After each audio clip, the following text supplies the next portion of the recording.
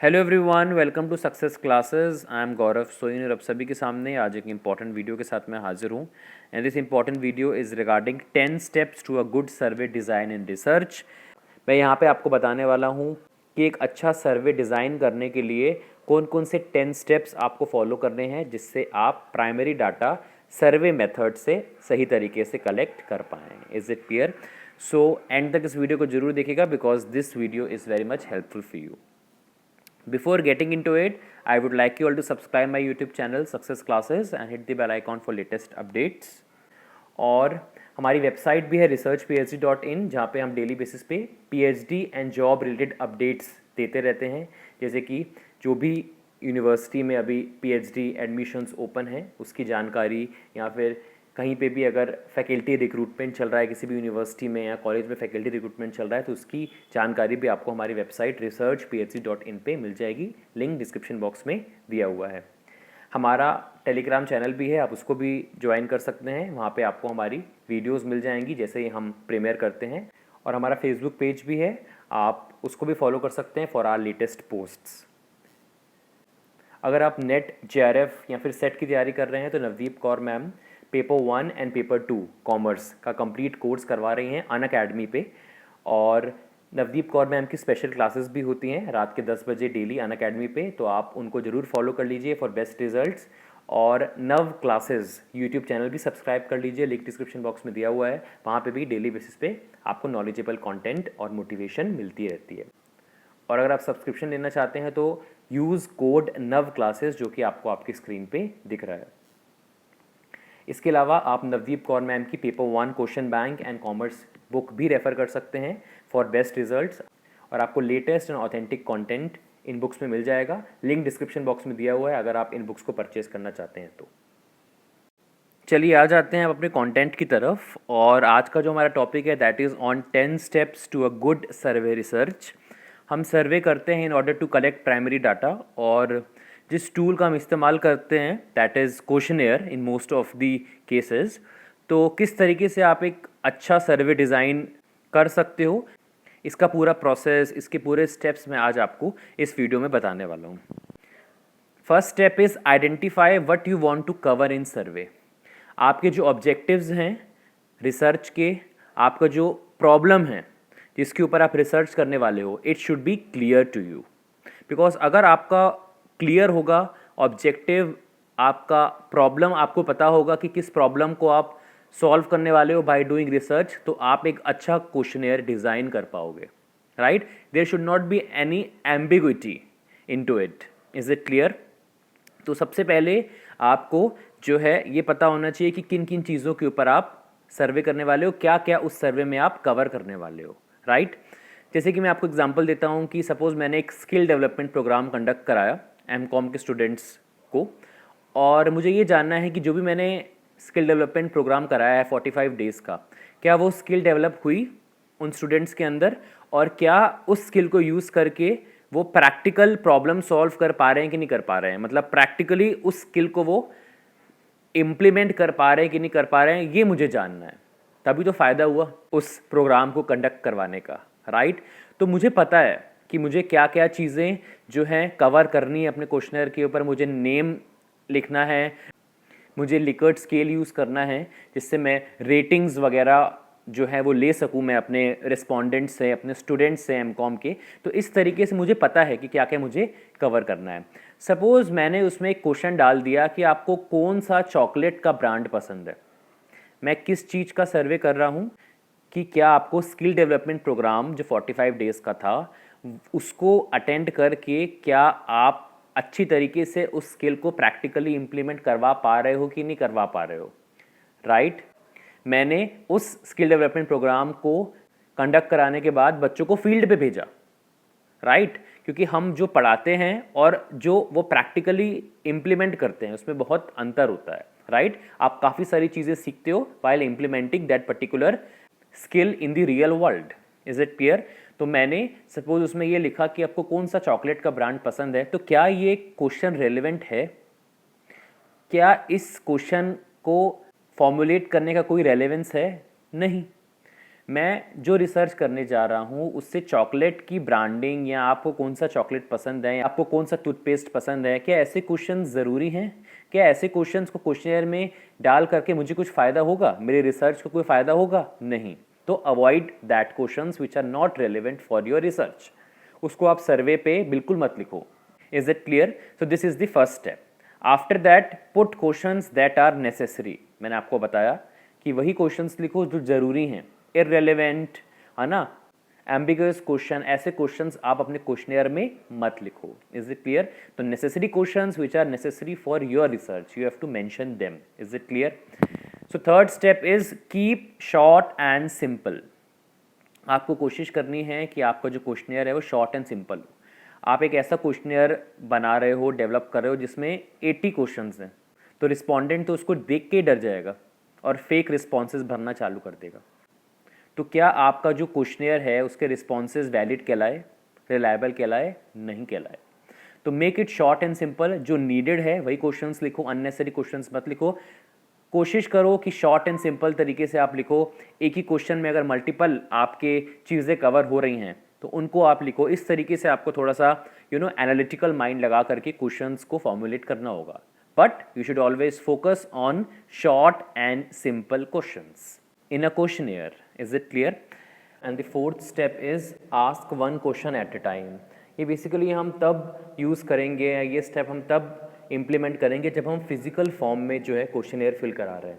कई बार क्या होता है कि हम फिज़िकल फॉर्म में प्रिंट आउट निकाल करके पेपर बैक फॉर्म में जो है क्वेश्चनेयर फिल कराते हैं। उस पर्टिकुलर पॉइंट ऑफ टाइम पे हमें कोशिश करना है कि हम अपने रिस्पोंडेंट से एक ही क्वेश्चन पूछें एक समय में, बिकॉज अगर हम बहुत सारे क्वेश्चंस एक साथ पूछने लग जाएंगे तो वो कंफ्यूज हो जाएगा और करेक्ट एंड वैलिड रिस्पॉन्सेज नहीं भर पाएगा, राइट? पर आज की डेट में फिज़िकल रिस्पॉन्सेज का जो चलन है वो काफ़ी कम हो गया है। लोग प्रेफर करते हैं सर्वे मंकी से या फिर गूगल फॉर्म से क्वेश्चनेयर को बनाना और फिर सेंड करना, because it is easy to collect data. आप जल्दी जो है डाटा कलेक्ट कर सकते हो, फिर आगे जा कर के उसकी मदद से आप एनालिसिस कर सकते हो, right?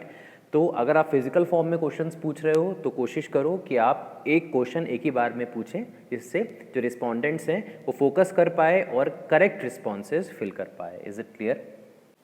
Next step is avoid using jargons. Jargons ये होता है कि जैसे कि जो रिसर्चर होता है जब वो क्वेश्चनेयर डेवलप कर रहा होता है तो कई बार कुछ ऐसे डिफ़िकल्ट वर्ड्स या इस तरीके से सेंटेंस फॉर्मुलेशन करता है कि रिस्पोंडेंट समझ ही नहीं पाता कि इस पर्टिकुलर सेंटेंस का मतलब क्या है या इस पर्टिकुलर वर्ड का मतलब क्या है। तो क्या वो valid and correct responses fill कर पाएगा? आप खुद सोचो, नहीं कर पाएगा।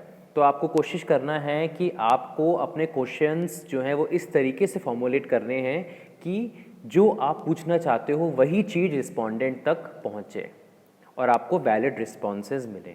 तो इसके लिए आपको क्या करना चाहिए? आपको जनरल टर्म्स जो हैं, जो हम डे टू डे लाइफ में जो टर्म्स यूज़ करते हैं, जो फेमिलियर टर्म्स हैं, जो फेमिलियर वर्ड्स हैं, उनको यूज़ करना चाहिए और उनको ध्यान में रख करके उनको यूज़ करके हमें सेंटेंस फॉर्मुलेट करना चाहिए और अपना क्वेश्चनियर बनाना चाहिए। Is it clear? आपको पता है टेक्निकल वर्ड्स का मीनिंग क्या है, इस पर्टिकुलर वर्ड का मीनिंग क्या है, ज़रूरी थोड़ी ना है कि रिस्पोंडेंट को भी पता हो, तो अवॉइड करें इस तरीके की situation. Is it clear? So you have to avoid using jargons and make sure कि आप सिंपल और ईजी तरीके से अपना क्वेश्चंस बनाएं और एक इफेक्टिव क्वेश्चनर डेवलप हो। Sixth step is regarding open ended questions और क्लोज एंडेड क्वेश्चंस। ये आपको डिसाइड करना है depending upon the need of your research कि आपको अपने क्वेश्चनर में ओपन एंडेड क्वेश्चंस लिखने हैं या क्लोज एंडेड क्वेश्चंस लिखने हैं। मैंने कई बार अपनी वीडियोस में बताया है ओपन एंडेड क्वेश्चंस क्या होते हैं, जिसमें आप अपने व्यूज़ को, अपने ओपिनियंस को एक्सप्रेस कर सकते हो इन वर्ड्स, वो होते हैं ओपन एंडेड क्वेश्चंस। जो आप चाहो वो लिख सकते हो आप, राइट? और क्लोज एंडेड क्वेश्चंस क्या होते हैं कि आपके सामने ऑप्शंस होते हैं, 2 options, 3 options, depending upon the nature of the question, और आपको उन ऑप्शंस में से ही कोई एक चूज़ करना पड़ता है, राइट? जैसे कई बार चेक बॉक्सेस भी होते हैं, मतलब जो भी चेक बॉक्सेस आपको दिए हैं उसमें से ही आपको जो है टिक करना पड़ेगा। कई बार लिखा होता है लास्ट में, लास्ट जो ऑप्शन होता है या लास्ट जो चेक बॉक्स होता है दैट इज़ अदर्स, और लिखा होता है स्पेसिफाई, प्लीज़ स्पेसिफाई। तो उसमें आप लिख सकते हो अगर आपको लग रहा है कि ये 4 ऑप्शंस नहीं हैं, मुझे कुछ और लग रहा है, इन 4 ऑप्शंस में से मेरा आंसर नहीं है, तो आप अदर्स को टिक करके फिर जो है अपना आंसर स्पेसिफाई कर सकते हो। बट आपको कोशिश करनी है कि आप mix of open ended and close ended questions आप रखो अपने क्वेश्चनियर में. It is a suggestion from my side to you, जिससे दोनों चीज़ें जो है कवर हो सके, जिससे आपका जो क्वेश्चनियर है वो वैलिड कहलाए. बिकॉज ओपन एंडेड क्वेश्चंस रखेंगे और क्लोज एंडेड क्वेश्चंस हम रखेंगे तो क्या होगा कि जो रिस्पोंडेंट है वो थोड़ा सावधानी से भरेगा. कई बार क्या होता है क्लोज एंडेड क्वेश्चंस में वो डायरेक्टली टिक टिक टिक, या फिर अगर आप गूगल फॉर्म में कर रहे हो तो डायरेक्टली वो सेलेक्ट करते हैं कुछ भी अपने मन से, जिसे आप फेक रिस्पॉन्सेज बोलते हो. और अगर आप ओपन एंडेड क्वेश्चंस रखोगे तो वो इंटरेस्ट लिखेगा उसको, जिससे आपको समझ में आएगा कि हाँ this particular respondent has filled the questionnaire fairly truly, ये आपको पता चलेगा. Is it clear? So you should have a blend of open ended questions and close ended questions in your questionnaire. Next step is spend time to design your survey. Right, कई बार ऐसा होता है कि हमने देखा कि एक क्वेश्चनियर अवेलेबल है इंटरनेट पे, और वो जो क्वेश्चनियर है वो जिस रिसर्च पे बनाया गया है उसका नाम है customer satisfaction of employees in banking sector, और आप रिसर्च कर रहे हो customer satisfaction of employees in corporate sector. तो कई बार रिसर्चर्स क्या होते हैं एज इट इज़ उसको कॉपी कर लेते हैं, पर ऑब्जेक्टिव तो दोनों का अलग है ना. वहाँ पे बैंकिंग सेक्टर की बात हो रही है, आप कॉर्पोरेट सेक्टर में डील कर रहे हो. Is it clear? तो आपको एज इट इज़ क्वेश्चन उठाना नहीं है, एज इट इज़ क्वेश्चनर आपको नहीं बनाना जैसे बना हुआ है. आपको अपने रिसर्च की नीड देखनी है, आपको अपने रिसर्च के ऑब्जेक्टिव्स देखने हैं कि क्या मेरे ऑब्जेक्टिव्स को, क्या मेरे रिसर्च को ये क्वेश्चंस जस्टिफाई कर पा रहे हैं. अगर आपको लग रहा है कि हाँ जस्टिफाई कर पा रहे हैं तो ही आप अपने क्वेश्चनियर में उन क्वेश्चंस को इंक्लूड करो. Is it clear? तो टाइम दीजिए क्वेश्चनियर बनाने में, बिकॉज डाटा कलेक्शन बहुत ही यू कैन से बहुत ही इंपॉर्टेंट स्टेप होता है. अगर डाटा ही आपका गलत है तो आपका एनालिसिस भी गलत है और उसके ऊपर बनाए गए कंक्लूजन्स भी गलत हैं. सो यू शुड ऑलवेज ट्राई कि डाटा कलेक्शन करते वक्त आप बहुत अच्छे से क्वेश्चनियर बनाएं जिससे आपको वैलिड रिस्पॉन्सेज मिल सकें. उसके बाद नेक्स्ट स्टेप है एनालाइज रिस्पॉन्सेज आफ्टर कलेक्टिंग. अब हमें क्या करना है कि जो भी हमें डाटा कलेक्ट हुआ है हमें उसे एनालाइज करना है. एनालाइज क्यों कर रहे हैं हम? ताकि हम स्क्रूटनी कर सकें, फेक रिस्पॉन्सेज को एलिमिनेट कर सकें. कई बार हमको लगता है ना, किसी ने ऐसा जो है एक क्वेश्चनियर भरा कि उसकी इनकम है only up to 1 lakh rupees and he has a Mercedes. तो थोड़ा सा क्या है कि ये कॉन्ट्राडिक्टरी अपने आप में हो रहा है. Both answers are contradictory to each other. Is it clear? तो ऐसे रिस्पॉन्सेज को आपको एलिमिनेट करना है. आपको मिलेंगे बहुत से रिस्पॉन्सेज आपको मिलेंगे, बट उसको आपको एलिमिनेट करना है जिससे आपके रिसर्च पे कोई अफेक्ट ना हो. राइट, आपका जो रिसर्च है वो वैलिड कहलाए, रिलायबल कहलाए. इसके लिए आपको जो भी आपको लग रहा है फेक रिस्पॉन्स है आप उसे एलिमिनेट करिए और उसके बाद ही आप जो बचा हुआ डाटा है उसको एनालाइज करिए. 9th स्टेप है put a summary report together. अब आपने जितने भी फेक रिस्पॉन्सेज थे आपने उनको एलिमिनेट कर दिया है. अब आपके पास जो भी डाटा बचा है आप उसको समराइज करिए, है ना, जिससे आप आगे जा करके डाटा एनालिसिस कर सकें. और लास्ट स्टेप है conclude your plan of action. अब आपका जो सर्वे डिज़ाइन है वो कंप्लीट हो चुका है, आपने डाटा कलेक्ट कर लिया है. Now you have to proceed towards data analysis. Is it clear? तो last step is conclude your plan. Now you have to conclude it because you have to move to the next step. Is it clear? So these are the 10 steps which are very much important for a good survey design in a research. और आप इसे follow करिए because ये definitely आपको favorable results provide करेंगे. So this was the entire video.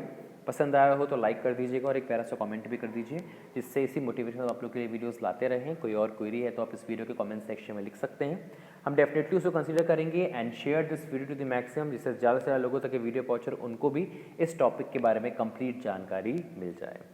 So thank you so much for your valuable time. ऐसे important videos मैं लाता रहूँगा. जय हिंद, जय भारत.